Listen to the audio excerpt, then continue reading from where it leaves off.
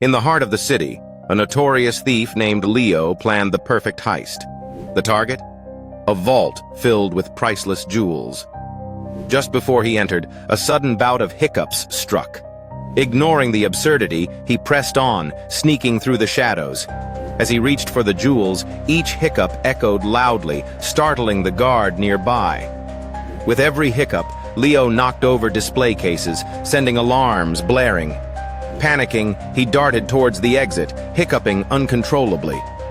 The guards, baffled, couldn't catch the thief who was too busy stumbling over his own feet. In the chaos, Leo escaped, but he knew his hiccups had saved him, making him the most ridiculous thief ever.